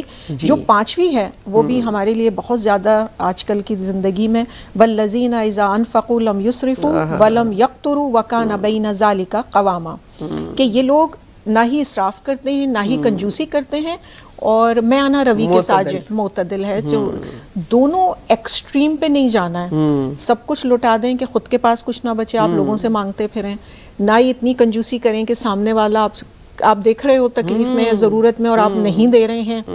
تو ایک درمیانہ راستہ ہو کہ اس طرح سے آپ کی زندگی گزرے کہ آپ بیلنس کے ساتھ گزاریں. اگر آپ اس پر مزید روشنی ڈالیں. بالکل، ہمارا دین بھی جو ہے اعتدال پسند ہے. دین جو ہے اس میں حد ہے کہ نہ اس طرف ہو کہ بالکل ہی دنیا کو تیاگ کر کے رہبانیت کی زندگی بسر کر رہیں گے، اور نہ اس طرح کے ہوں کہ بالکل دنیا ہے اور اللہ کو بھولے بیٹھے ہوئے. ہر چیز میں ایکسٹریمزم، ہر چیز میں ایکسٹریمزم، خوراک کے حساب سے. اور یہ انسان کی کچھ ہے اس طرح کی فطرت کہ وہ بس ایکسٹریم میں چلے جاتا ہے. وہ بیلنس زندگی جو ہے نا اصل وہی ہے کہ دونوں پلوں کو اپنے برابر سے رکھنا نا، یہی تو کمال ہے. کہ وہ اس کے لیے کیا ہے کہ جب ہم فار ایگزامپل کسی چیز کو اس طرح ہم ترازو کو پکڑتے ہیں تو ہمارے ہاتھ میں کیا ہوتا ہے، ایک کنٹرول ہوتا ہے نا، اور ہم پورا اپنا کوشش کرتے ہیں کہ وہ پلہ جو ہے وہ ادھر سے ادھر نہ ہو، برابر کا پلہ. تو اس میں کیا ہے، توجہ. یہ اسی وقت ممکن ہے بیلنس کرنا، اسی وقت ممکن ہے جب توجہ آپ کی ہو، آپ کو اپنی ایچ اینڈ ایوری مومنٹ پہ آپ کی توجہ ہو، فوکسڈ ہوں آپ. اور پھر آپ جو ہے نا اس میں وہ جو ایک اللہ نے جو باؤنڈریز بنائی ہوئی ہیں نا، باؤنڈریز بنائی ہیں نا، ان باؤنڈریز کو کراس نہیں کرنا. کیونکہ جیسے کہتے ہیں نا حد فاصل جو ہے وہ ایک بہت ہی مخفی، توحید کے حوالے سے ایک بہت ہی مخفی لائن ہے. اگر میری توجہ نہیں ہے تو سوال ہی پیدا نہیں ہوتا بالکل کہ میں اس لائن کو جو ہے اس پر ایگزیکٹ اس پر یا تو میں ادھر ہو جاؤں گی یا میں ادھر ہو جاؤں گی. تو توجہ یہاں پر اس بات میں یہ ہے کہ یہ جو پانچویں صفت ہے کہ جو خرچ کرنے پہ، اب خرچ میں وہ تمام چیزیں آ جاتی ہیں، صرف یہی نہیں ہے کہ ہر چیز آ جاتی ہے. موبائل پہ پورا دن جا رہا ہے، بالکل، لیکن وہ بھی اسراف ہے نا. جی کہ آپ ٹائم کو ویسٹ کر رہے ہیں، کسی قسم کا بھی اسراف. غذا کے حوالے سے آپ دیکھ لیجئے کہ اتنا کھا لیتے ہیں کہ سانس لینا مشکل، اور پھر دماغ جو ہے وہ بالکل کام نہیں کرتا ہے. تو وہی والی بات ہے کہ ہر چیز میں اعتدال ہے. نیند میں تمہارے لیے دن کام کے لیے بنایا، رات سونے کے لیے بنائی ہے، اعتدال ہے. آج کے زمانے میں نہیں، بالکل بھی نہیں ہے. ساری رات لوگ رات ہمارے لیے دن ہے اور دن ہمارے لیے رات ہے. تو کہیں بھی آج کے زمانے میں تو کوئی بھی اعتدال نہیں ہے کسی قسم کا بھی. چاہے وہ خرچوں کے حوالے سے دیکھ لیں، مطلب کہ جو ہم اپنی شاپنگ اور جو بھی کسی قسم کا ہے گروسری کریں گے تو اس میں بھی اعتدال نہیں ہے. چیزیں ایکسٹرا لے لی ہیں اور وہ آؤٹ آف ڈیٹ ہو کے وہ بن میں جا رہی ہیں، اور پھر ہم یہ کر رہے ہیں دوسری طرف لوگ بھوکے مر رہے ہیں. ہاں، سب کما رہے ہیں پھر بھی برکت نہیں ہے. تو کیوں نہیں ہے کہ اعتدال نہیں ہے. ہماری زندگی سے اعتدال ختم ہو گیا ہے. جہاں ہم نے وہ بیلنس اپنی زندگی کو کر لیا، بس برکتیں ہی برکتیں ہیں. پھر تو امام سے پوچھا اس آیت کے بارے میں، تو امام نے ایک مٹھی میں ایسے ریت ہے یا پتھر ہے وہ لیے اور زور سے بھینچ کے رکھی. کہا اسے کہتے ہیں بخل، کہ آپ کھول ہی نہیں رہے اپنا ہاتھ. پھر امام نے فوراً ہاتھ کھولا اور سب چیزیں گرا دیں. کہتے ہیں یہ ہے اسراف. پھر امام نے ایک مٹھی لی، انگلی سے ہٹایا، تھوڑا سا گرا، پھر ہٹایا، تھوڑا گرا. کہتے ہیں زندگی ایسے گزارا. بالکل تو وہ مجھے بہت خوبصورت. اب جو ہم ان کی چھٹی صفت پر آئیں گے وہ یہ ہے کہ یہ کون سے گناہوں سے خود کو بچاتے ہیں. اور 3 گناہ جو بالخصوص اس میں بتائے گئے. والذین لا یدعون مع اللہ الہا، کہ کسی کو دوسرے کو اللہ کے علاوہ وہ نہیں پکارتے، یعنی شرک نہیں کرتے. ولا یقتلون النفس، وہ کسی نفس التی حرم اللہ، کہ کسی کو اگر یعنی منع کیا گیا اس کا قتل نہیں کرتے. ولا یزنون، اور زنا نہیں کرتے. ومن یفعل ذلک یلقی اثاما، کہ یعنی ان کو یہ معلوم ہے کہ یہ چیزیں گناہ ہیں تو وہ ان کاموں سے جو ہے وہ دور رہتے ہیں، اور ان کو معلوم ہے کہ یہ وہ گناہ ہے جس کا انسان کو بدلہ ملے گا، اس کی سزا ملے گی. تو اگر آپ ان تین پر تھوڑی سی روشنی ڈال دیں، ان کی اہمیت. اور یہ ویسے تو انسان ہر گناہ سے اس کو اویئرنیس ہونی چاہیے، دور رہنا چاہیے، لیکن یہ بالخصوص میرے خیال سے نگاہ قدرت میں عظیم گناہوں میں شمار ہے کہ اگر آپ شرک کرتے ہیں ظلم عظیم میں ہے. بالکل بالکل، وہ اللہ کے ساتھ کسی اور معبود کو نہیں پکارتے، یعنی کہ توحید. ہاں جی، موسٹ امپورٹنٹ. وہ تو ظاہر ہے کہ آپ ہم ایاک نعبد و ایاک نستعین کی تفسیر کر چکے ہیں جی. توحید کے بغیر تو آپ نیچرلی آپ اپنے انجام خیر تک نہیں پہنچ سکتے. یہ توحید یہ ہے کہ ایک ٹریک پہ چلے نا، اب میں 10 ٹریک پہ چلوں تو منزل میری کیا ہوگی؟ کہیں کی بھی نہیں ہے نا، کہیں بھی نہیں پہنچ پاؤں گی میں. تو توحید وہ ٹریک ہے کہ جس پہ اگر میں نے قدم رکھ لیے تو اب ڈگمگائیں گے نہیں. نہ اب مجھے بس اسی پر ہے نا، اسی کے اوپر مجھے چلنا ہے. تو یہ اشارہ ان لوگوں کی طرف ہے جو ایک معبود کو ماننے کے باوجود غیر اللہ سے لو لگاتے ہیں. کہ توحید کا زبان پہ میرے نام تو ہے، لیکن بٹ میں جو ہوں وہ انحصار دوسروں پہ ہے، انحصار دوسروں پہ میں کر رہی ہوں. تو اس کے لیے یہ ہے کہ اب مطلب وہی والی بات ہے نا کہ توحید کو ہم کس طرح سے لیں کہ ونس آف گاڈ.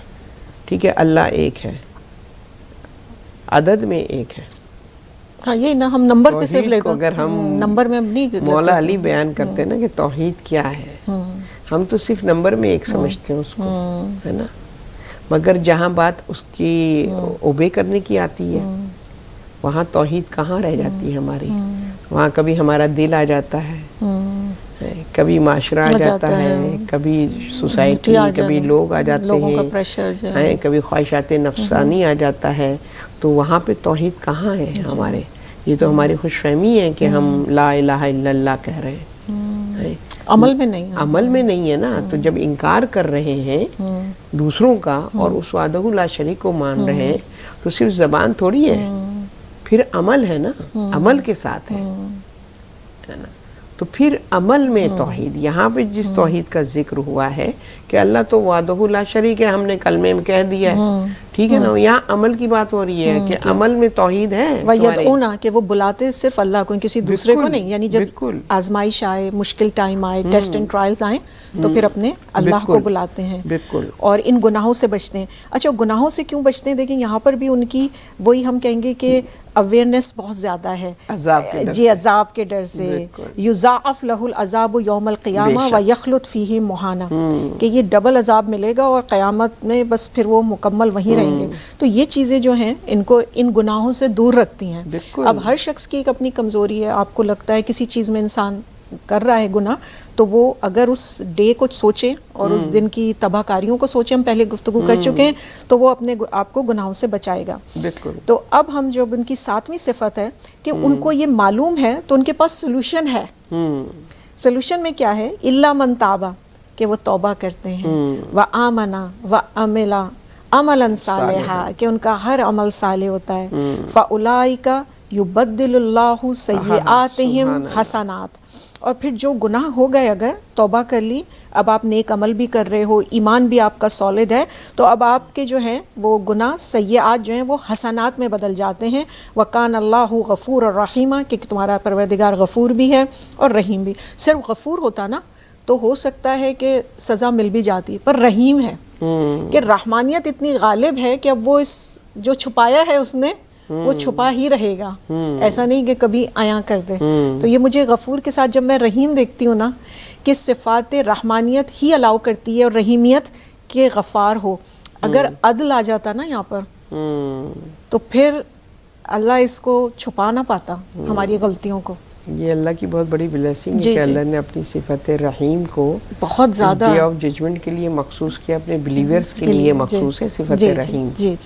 اس نے مخصوص کی ہے. تو یہاں پر وہی والی بات ہے کہ جو توبہ کرتے ہیں ہے نا اور ایمان لانے اور نیک عمل انجام دیتے ہیں, ٹھیک ہے نا. تو اب یہاں پہ جو ایمان کی بات آتی ہے نا تو وہ اگین وہی والی بات ہے کہ عمل میں اللہ کو وحدہ لا شریک ماننا, ٹھیک ہے. اور اس میں جیسے کہ ہم خطا کار ہیں, ہم سے غلطیاں ہو جاتی ہیں کیونکہ نیچرلی ہمیں بہکانے والے بھی فورسز ہمارے ارد موجود ہیں. یہ ایکسکیوز نہیں ہے, جی جی ہدایت دینے والی زیادہ ہیں بہکانے والوں سے, مگر کبھی لیکن اگر جتنا فیتھ اسٹرانگ ہوگا اللہ پہ تو یہ بہکانے والوں کی جو پاور ہے وہ ڈیزالو ہو جائے گی. مگر بہرحال کبھی ہم جو ہوتے ہیں اتنے فوکس نہیں ہوتے ہیں, کبھی ہماری توجہ ہٹ جاتی ہے, دنیاوی معاملات میں ہم ہو جاتے ہیں اور اللہ سے کی توجہ ہمارے اوپر سے ہٹ جاتی ہے تو ہم خطا کر جاتے ہیں, ٹھیک ہے نا. اور وہ بھی ایک آزمائش ہے کہ وہ سچویشن آئی ہے اور خود تم اپنے آپ کو ریئلائز کرو, اللہ کو تو معلوم ہے تمہارا ایمان کن منزل پہ, تم ریئلائز کرو, مطمئن نہ ہو جاؤ میں 5 وقتی نمازی ہوں, میں حجاب کرتی ہوں تو میں تو بس سیف زون میں ہوں. نہیں, یہ آزمائشیں تمہیں اور زیادہ محتاط کرتی ہیں, ہمارے لیے بیسٹ ہوتی ہیں کہ ہم چیک اینڈ بیلنس ہے نا. تو اب وہ آزمائش میں کبھی ایسا ہوتا ہے کہ انسان اگنورنس کا شکار ہو جاتا ہے اور وہ اس سے ہو جاتا ہے, تو پھر وہ فوراً جو نیکوکار ہوگا نا, جو سلپ ہو جائے گا ٹریک سے, وہ فوراً ریئلائز کرے گا کہ اوہ یہ غلطی ہو گئی.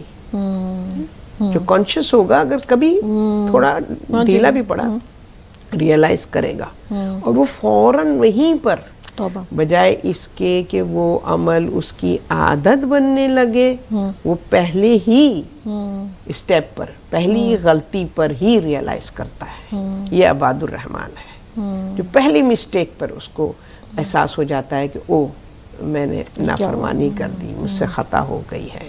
تو پھر وہ اللہ سبحانہ وتعالیٰ سے رجوع کرتا ہے. توبہ وہی کرتا ہے, وہی پھر ایمان اسٹرانگ ہوتا ہوگا, اللہ سے کنیکشن. توبہ وہی کرتا ہے جو ریئلائز کرتا ہے کہ میں نے کچھ غلطی کی ہے. جی, سیلف ریئلائزیشن ہے پہلا اسٹیپ. یہ عباد الرحمن. بٹ ہم لوگ کی توبہ جو ہے نا وہ صرف ایک دعائی کلمہ ہے, سچی بات ہے. ہم جو ہے وہ اس طرح نہیں سوچتے. توبہ کی شرائط ہیں جی, جب واپس آپ رجوع کیا اللہ کی طرف تو واپس نہیں پلٹیں گے. تو اس میں یہ ہوتا ہے کہ پھر توبہ کرنے والا شخص پھر اس کے عمل میں امپرومنٹ آتی ہے. توبہ یہ نہیں ہے کہ بس وہ خطا کی توبہ کر لی, نہیں, پھر اس کا عمل جو ہے وہ اس کی جد و جہد مزید بڑھتی ہے, جو ہے مزید بڑھتی ہے اور وہ اپنے آپ کو بہتر کرتے ہیں. اللہ ان کے گناہوں کو نیکیوں میں بدل دے گا. آپ یہ سوچئے, یعنی کہ کیا مطلب ہے کہ بے نمازی کی جو بے نمازی ہے اور اللہ سبحانہ تعالیٰ اس کو اس کا ریوارڈ دے رہا ہے. کیا کانسیپٹ یہاں پر ہم اس جملے کا نکالے کہ وہ گناہوں کو نیکیوں میں بدل دے گا. کہنے کا مطلب یہ ہے کہ جب انسان ایڈمٹ ہو کے توبہ کر لیتا ہے تو اللہ اس کے بک آف ایکشن سے اس کے گناہوں کو مٹا دیتا ہے. اب وہ نماز پڑھ رہا ہے, ہاں, مٹا دیتا ہے کہ وہ رجسٹر ہی نہیں ہوئے, کیونکہ اس نے توبہ کر لی ہے. تو اس نے اس توبہ کے ذریعے سے اپنی گناہوں کو خود ریز کر دیا ہے. مگر توبۃ النسو کہ وہ توبہ کہ جس میں اس کا ارادہ ہے, یعنی کہ نصیحت کا, بہتری کا, یقین کا ارادہ. توبۃ النسو کا مطلب یہ ہوتا ہے کہ آئندہ I am not going to repeat this again. یہ ہے توبۃ النسو کہ جہاں وہ ایک ارادہ کر لیتا ہے کہ میں نے یہ گناہ ریپیٹ نہیں کرنا ہے, تب اللہ سبحانہ تعالیٰ اس کے گناہوں کو نیکیوں میں بدلتا ہے کہ ریپیٹ نہیں کرنا ہے اب اس کو. تو اس کی طرف یہ ہم اس آیت کو یوں بھی نہ کریں کہ اچھا بھئی ہاں میں نے گناہ کر دیا, اوکے مجھے ریئلائز ہو, اللہ مجھے معاف کر دے, اس کے بعد پھر ہم وہی کر رہے ہیں. تو ہم لوگ کبھی کبھی آیات کو جیسے کہ وہ کہتے ہیں نا وہ غفور الرحیم ہے, کتنی دفعہ ایسا ہوتا ہے, چلو کوئی نہیں غلطی ہوگی وہ غفور الرحیم ہے, معاف کر دے گا. نہیں, ہمیں ایکسپلائٹ نہیں کرنی چاہیے اللہ کی رحمت کو. جی, اس کا صدقے دل کے ساتھ، سچے دل کے ساتھ اگر وہ ہمیں ایک اپورچونٹی دے رہا ہے تو ہمیں اس کو وہ نہیں کرنا چاہیے کہ ایڈوانٹیج لے کے ہم اس کو اپنے لیے نیگیٹو وے میں استعمال کریں اس کو. یہ نہیں ہونا چاہیے ہمارے. تو پھر 2 خصوصیات بتائی جا رہی ہیں اور یہ اخلاقیات سے ریلیٹڈ بھی ہیں. والذین لا یشہدون الزور واذا مروا باللغو مروا کراما، کہ یہ لوگ جو ہیں یعنی غلط جھوٹی گواہی نہیں دیتے ہیں اور جو لغو باتوں سے گزرتے ہیں تو یہ شریف لوگوں کی طرح جو ہے وہاں سے گزر جاتے ہیں. جی. یعنی یہ ٹائم ویسٹ نہیں کرتے ہیں یا موقع نہیں دیتے ہیں کہ ادھر انسان جو ہے اپنا دل لگائے. وہ چیزیں ہوتی ہیں ہماری لائف میں بھی، کتنے ایسے موقع آتے ہیں جہاں پر جھوٹی گواہی بھی ہو جاتی ہے اور تھوڑا لاب و لہو جو بھی لغو باتیں یا ٹائم ویسٹ کرنا کچھ محافل میں ہو جاتا ہے. تو اس حوالے سے کہ یہ عباد الرحمن کی وہ 2 خصوصیات ہیں جو یعنی انسان کے اندر نہیں ہونی چاہیے اور اس سے کی طرف ہمیں متوجہ ہونا چاہیے. بالکل. لغو باتیں وہی والی بات ہیں کہ جن باتوں کا کوئی پرپز نہیں ہے، کوئی فائدہ مقصد، نہیں ہے، غیر ضروری باتیں کرنا کہ جس کا کوئی مقصد نہیں ہے سوائے اس کے کہ کسی کو نقصان پہنچانا. ٹھیک ہے نا. یا نقصان سب سے بڑا تو شاید یہی ہے کہ ہم اپنا ٹائم ضائع کر رہے ہیں. ہم اس ٹائم کو کہیں اور بھی صرف کر سکتے تھے نا. بالکل بالکل. تو وہی والی بات ہے کہ زبان کا آپ کے کہنا چاہیے کہ شخصیت پہ ایک بہت بڑا امپیکٹ پڑتا ہے. زبان جو ہے سب سے زیادہ جو ہے وہ گناہ روایت میں جو ملتا ہے زبان کی وجہ سے ہوتے ہیں. تو جتنا انسان کے اندر وہی جو جتنی بھی ابھی ہم نے کوالٹیز پڑھی ہیں، جتنی عباد الرحمن میں یہ خصوصیات ہوتی ہیں اتنی اس کی گفتگو بڑی سلیکٹیو ہوتی ہے. وہ بات کرتا ہے. آپ دیکھیے کہ جتنے بھی ہم دیکھتے ہیں جو علماء کرام ہیں، علماء اکرام کے علاوہ عام انسان میں آپ دیکھیے کہ جو کہ معرفت رکھتے ہیں، آپ دیکھیے کتنے کم گو ہیں. خاموش وہ آپ کو بس مسکرا کے اسمائل دیں گے، کوئی ہر بات میں وہ جو ہیں وہ نہیں انوالو ہوں گے اور کم گفتگو کرتے ہیں. جتنے بھی صاحب معرفت افراد ہیں ان کو یہ اویئرنیس، ان کے اندر یہ کوالٹی پیدا ہو جاتی ہے کہ وہ اپنی زبان کو کنٹرول میں رکھتے ہیں لغو باتوں سے. یہ عباد الرحمن کا مطلب لوگ ہر بات میں یب یب یب یب کر کے جتنا زیادہ انسان زبان چلاتا ہے اتنی زیادہ غیر ضروری گفتگو بھی ہوتی ہے. اور جو پہلی چیز ہے جھوٹی گواہی، وہ بھی زبان، بالکل زبان سے ہی ہم وہ گناہ بھی ہو جاتا ہے. بالکل بالکل. اور یہ بہت زیادہ نقصان پہنچاتے ہیں ہم سوسائٹی کو بھی، اور اس کی وجہ سے ظاہر ہے کہ ہماری فساد کریٹ ہوتا ہے جھوٹی گواہی دے کے. تو مومن کی زندگی کے لمحات قیمتی ہوتے ہیں. اللہ کہتا ہے کیوں لغو باتوں میں تم ویسٹ ٹائم، کیوں تم اس میں انوالو ہو کے اپنی زندگی کو ضائع کر رہے ہو. تدبر تفکر ہی کر لیتے قرآن پہ یا اپنی زندگی پر، حالات پر. یہ بہت ہی خوبصورت یعنی کوالٹیز ہیں جن پہ ہمیں کام کرنا ہے. والذین، 10ویں جو ان کی کوالٹی ہے، والذین اذا ذکروا بآیات ربہم لم یخروا علیہا صما وعمیانا، کہ جب قرآن کی آیتیں یا رب کی آیات ان کے سامنے پڑھی جاتی ہیں تو وہ اندھے اور بہرے بن کر اس پر گر نہیں پڑتے. یعنی وہ خود بھی تفکر اور پونڈر کرتے ہیں. اگر ہم آج کے دور میں بھی لیں کہ ہمارے پر موبائل میں کتنے میسیجز آتے ہیں احادیث کے حوالے سے، یہ نہج البلاغہ میں امام نے کہا ہے یا کچھ، تو بسا اوقات وہ ٹھیک نہیں بھی ہوتے لیکن وہ ان ناموں کے ساتھ میسیجز آ بھی جاتے ہیں نا، تو ہم اس پر یقین کر لیتے ہیں. ہم خود تحقیق نہیں کرتے کہ ہم اس کتاب کو کھول کے دیکھ لیں، قرآن کی اس آیت کو ہم دیکھ لیں کہ ہمارا اللہ ہم سے کیا کہہ رہا ہے.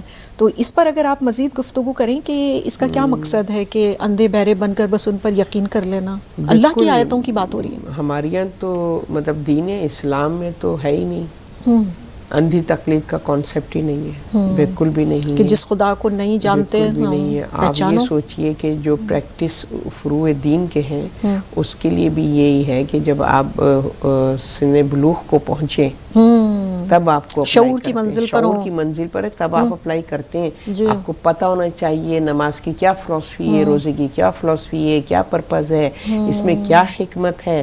تو تبھی ہوتے ہیں نا. غیر مطلب کہ جو بالغ نہ ہو اس پہ تو یہ مجنون دیوانہ، ہاں مجنون دیوانہ یا بچہ جو کہ بالغ نہیں ہے تو اس پہ تو یہ چیزیں عائد نہیں ہو رہی ہیں. قاعدے قانون تو یہی ہمیں بتا رہے ہیں کہ شعور اور آگہی، اویئرنیس، یہ اندھی تقلید نہیں ہے کہ بھئی آپ نے بس اس کو مانا ہے. آپ نے ریسرچ کرنی ہے، آپ نے اس کی تہ تک جانا ہے، آپ نے تمام احکامات کی فلسفی کو سمجھنا ہے. جبھی آپ کی عبادات کے اندر جو ہے ان الصلاۃ تنہی عن الفحشاء والمنکر کا اثر جبھی ہوگا جب آپ اس نماز کو فہم کے ساتھ پڑھیں گے کہ پرپز آف نماز کیا ہے. اللہ محتاج عبادت نہیں ہے. یہ نماز ہمارے اپنی ہمیں آرگنائز کرنے کے لیے، ہمیں آرگنائز کرنے کے لیے، ہماری ٹریننگ کے لیے ہے. ہمارے اندر وہ اطاعت کی پاور پیدا کرتی ہے. نماز اطاعت سکھاتی ہے کہ ہم نے کس طریقے سے جب نیت کر لی ہے تو اللہ سبحانہ و تعالیٰ کی حکم عدولی نہیں کر رہے ہم کسی بھی منزل پر، کسی بھی منزل پر ہم نہیں کر رہے. اور ہمارے اندر یہ شعور ہے کہ ہم رکوع سے پہلے سجدہ نہیں کریں گے. اطاعت سکھا رہی ہے نماز. فلسفی اور نماز کیا ہے؟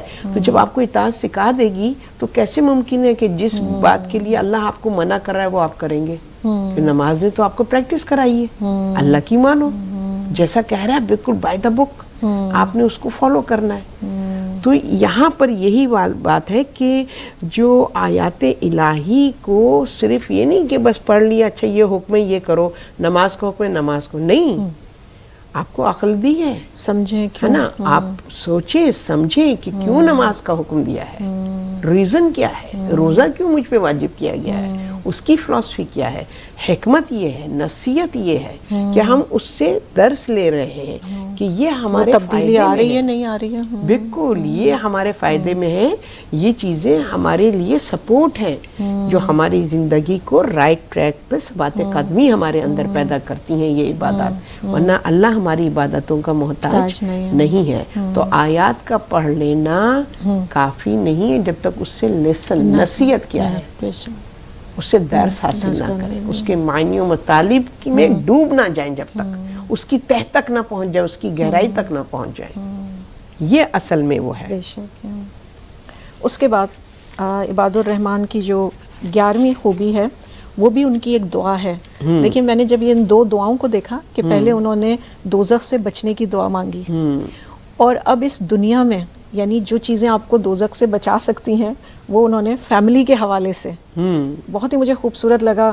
قُوا أَنفُسَكُمْ وَأَهْلِيكُمْ نَارًا کہ اس کا یہ لگتا ہے مجھے وَالَّذِينَ يَقُولُونَ رَبَّنَا، پھر وہ اپنے رب سے کہتے ہیں رَبَّنَا هَبْ لَنَا مِنْ أَزْوَاجِنَا وَذُرِّيَّاتِنَا قُرَّةَ أَعْيُنٍ وَاجْعَلْنَا لِلْمُتَّقِينَ إِمَامًا کہ ہمارے جو اسپاؤس ہے اور ہمارے بچوں کو ہماری آنکھوں کی ٹھنڈک بنا دے اور اہل تقویٰ کا رہبر.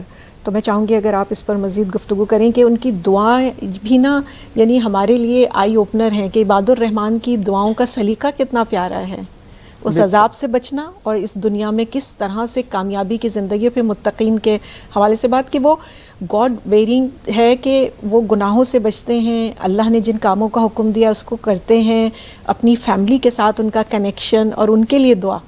بالکل بالکل. اب اس میں آپ یہ دیکھیے کہ یہاں پر جو خانوادے کی امپورٹنس کو بیان کیا گیا ہے کہ نہیں، کیونکہ ہمارا جو ایک سراؤنڈڈ ہے وہ اپنی فیملی کے ساتھ، خاندان کے ساتھ ہے. تو اگر خاندان میں ہمارے گھر کا ماحول جیسے کہتے ہیں نا، اگر گھر کا ماحول ہمارا اس طریقے کا ہوگا، شعور اور آگہی کا ہوگا جو اللہ کے مطیع و فرما بردار بندوں کی طرح ہم اور ہماری اولاد زندگی بسر کریں گے، تو ایک پروٹیکٹیو ایک ماحول میں جب آپ ہوتے ہیں تو سراؤنڈڈ بائی مومن تو نیچرلی پھر اس میں نرچر کرتے ہیں، آپ سیکیور بھی فیل کرتے ہیں کہ آپ گمراہی سے اپنے آپ کو بچاتے ہیں. تو اب یہاں پر جو یہ دعا ہے وَالَّذِينَ يَقُولُونَ رَبَّنَا رَبَّنَا هَبْ لَنَا مِنْ أَزْوَاجِنَا. اب یہاں پہ زوج کی بات آ رہی ہے، میاں اور بیوی جو ایک خاندان کی تشکیل میں ان کا بہت ہی امپورٹنٹ رول ہے. وَذُرِّيَّاتِنَا پھر ان کی اولاد ہے کہ وہ لوگ بھی ہمارے ہی سیم سوچ اور فکر والے ہوں کہ کہ اللہ کی توحید، اس کی اطاعت، تو ایک کمفرٹیبل ماحول، پیس ملتی ہے نا. آپ دیکھیے گھر میں جب ہم لوگ سب اکٹھا نماز پڑھتے ہیں کیا مزہ آتا ہے کہ اگر ساری اولاد، ہمارے میاں اور ہم سب جو ہے مل کے وہ عبادت کر رہے ہیں، جیسے کہ اعمال کی راتیں ہوتی ہیں جب ہم سب فیملی بیٹھ کے، وہ باؤنڈنگ ہی الگ ہے. وہ ہم ٹی وی پہ ڈرامہ دیکھیں ساتھ میں بیٹھ کے، اس کی وہ بات ہی نہیں ہے جو کہ ہم اپنے عبادات میں اپنے ایک ہوتا ہے نا کہ ایک دوسرے کی موٹیویٹ کرتے ہیں ایک دوسرے کو. سحور اور افطار کا ٹائم بھی بہت اسی لیے خوبصورت ہو جاتا ہے. افطاری میں کتنا اچھا لگتا ہے، روز ہم کھانا کھاتے ہیں بٹ افطاری میں جب فیملی اکٹھا ہوتی ہے تو ایک خاص قسم کی وائبز آتی ہیں کہ سیم سوچ کے لوگ ہے نا، ایک جیسی فکر رکھ رہے ہیں، ایک ہی جیسا اس خط گول ہے، ایک ہی مشن ہے کہ عبادات کرنی ہے، روزہ رکھنا ہے، یہ کرنا ہے، تو فکریں سب کی جڑی ہوئی ہیں، ساتھ میں ہیں. تو جب ایک ہی لائن پر سب لوگ ہوں گے فیملی میں تو ظاہر ہے کہ وہ پیس آف مائنڈ، قرۃ اعین، آنکھوں کی ٹھنڈک، دل کا سکون. اور نیچرلی کہ جب تک کہ آپ کے اندر سکون اور راحت نہ ہو اس وقت تک آپ کی ورشپ یا آپ کی عبادت میں وہ روح نہیں پیدا ہوگی، ہے نا. اور پھر فقط یہی نہیں، یہ کہ ہم سب کی یہ ہوتا ہے نا کہ میرے بچے پوری سوسائٹی کے لیے رول ماڈل ہو جائیں. یہ خواہش ہوتی ہے نا، ہر پیرنٹ کی یہ خواہش ہوتی ہے کہ میرے بچے اگزامپل بن جائیں، بہترین رزلٹ لائیں، بہترین بیہیویئر ہو. آپ سوسائٹی کو اچھی چیز دے رہے ہیں. بالکل نا، سوسائٹی کو دے. یہاں پہ وہ کہ وَاجْعَلْنَا لِلْمُتَّقِينَ إِمَامًا، کہ ہمارے گھر کو اللہ رول ماڈل بنا دے. سبحان اللہ، بہت خوبصورت، سبحان اللہ. یہ کتنی پیاری دعا ہے جو ہمیں اپنی ہر نماز میں. آج کل جو پیرنٹس پریشان رہتے ہیں اپنی اولاد کے حوالے سے، ان کی تربیت اور بیہیویئر کے حوالے سے، ان کو اپنی نمازوں میں یہ دعا شامل کرنی چاہیے. اور پھر وہ اس پر آپ نے ورک کرنا ہے، اس پہ کام کرنا ہے. آپ نے اپنے گھر کے ماحول کو ایسا بنانا ہے کہ آپ کی فیملی، آپ خود پہلے اور پھر آپ کی اولاد سوسائٹی کے لیے یوزفل ہو، فروٹفل ہو، کہ جن سے دوسرے لوگ امپریس ہو کے اور وہ پھر اچھے بہتر زندگی اپنی بسر کر سکیں. اور مجھے نا اس میں ایک بات یہ بھی بہت خوبصورت لگی کہ یہ جو ان کی آخری دعا ہے اسی کی اگر آپ دیکھیں کہ یہ ہر ایک پوائنٹ پہ اپلائی بھی ہوتی ہے. کہ جیسے رات کی نمازیں ہیں، آپ کے گھر کا پیسفل ماحول ہے تو رات کی نمازیں، آپ ٹائم ویسٹ نہیں کر رہے ہیں اس لیے کہ دن بھر کے جو بحث مباحثہ، آرگومنٹ اننیسیسری اس میں بھی نہیں آپ انوالو ہو رہے ہیں. یعنی گھر کا ماحول ایک آئیڈیل ماحول ہونا چاہیے جہاں سے آپ کے ایمان کو سپورٹ ملے، آپ کو یہ تمام کام کرنے کی سپورٹ ملے. اور پھر وہ جو تھا نا کہ اسراف بھی نہیں کرتے، کنجوسی بھی نہیں، تو آپ کو اپنی فیملی کے ساتھ بھی اس کے ساتھ اگر آپ بیلنس رکھیں تو میں سوچ رہی تھی کہ یہ تمام چیزیں جو ہیں وہ اس کے ساتھ بہت خوب جاتی ہیں کہ اگر آپ کا فیملی یونٹ اسٹرانگ ہے نا تو پھر آپ جو ہے آگے بڑھیں گے. بالکل.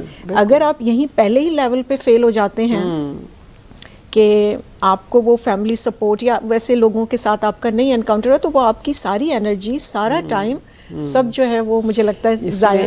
ایک بات جو اور پوائنٹ میں کہوں کہ ازواجنا میں ہسبینڈ اینڈ وائف دونوں کو مینشن کیا گیا. جی آپ کا اسپاؤس ہے، ٹھیک ہے نا، تو دونوں کی کہ بیوی دعا مانگے گی تو شوہر کے حوالے سے ایک گھر کے ماحول کے لیے دونوں کا برابر کا رول ہونا چاہیے. تو وہ یہ ہمارے یہاں عموماً یہ ہوتا ہے کہ ساری ذمہ داریاں گھر کے کمفرٹیبل ماحول کے لیے عورت پہ ڈال دی جاتی ہیں. تو لائٹر موڈ کے لیے میں جو ہوں یہ کہوں کہ ابھی میں کوئی ریل دیکھ رہی تھی تو اس میں یہ تھا کہ بھی پاکستان میں تو ہوتا ہے نا کہ وہ سحری پہ اٹھانے والے آتے ہیں اور وہ آواز لگاتے ہیں، حضرات سحری کا ٹائم ہو گیا ہے تو آپ لوگ جو ہیں وہ سحری کر لیں. تو اس ریل میں تھا کہ یہ حضرات کیوں کہتے ہیں، ان کو کہنا چاہیے خواتین سحری کا ٹائم ہو گیا، پکانا تو انہوں نے بنانا ہے. یہ لوگ تو سو رہے ہوتے ہیں، آخری منٹ پہ اٹھتے ہیں، زبردستی منہ میں ڈالنا پڑتا ہے کہ بھی آپ کھانا کھا لیں. تو ہمارے یہاں جو یہ بھی ایک کانسیپٹ ہے نا کہ ساری ذمہ داری کسی ایک پہ ڈال کے اسی سے کہا جاتا ہے یہی پیس گھر کے لیے تم پیس جو ہے وہ کرو نا، گھر کے لیے اسٹیبلش کرو، پرووائڈ کرو، تم نے وہ تمہاری کرنا ذمہ داری ہے. تو یہاں ازواج ہے نا کہہ کے دونوں کو ایکول وہ کہا گیا ہے. ذریات ہے نا ہمیں دونوں کے بچے، دونوں کے بچے. اب اس میں بیٹا اور بیٹی دونوں شامل ہیں. اب اس میں بھی کوئی تفریق نہیں ہے کہ بیٹی ہی پر ہے کہ بھی ہاں یہ نہیں کرنا وہ نہیں کرنا، اور بیٹے کو آپ نے فری ہینڈ دیا ہوا ہے کہ لڑکا ہے وہ تو کیا ہے.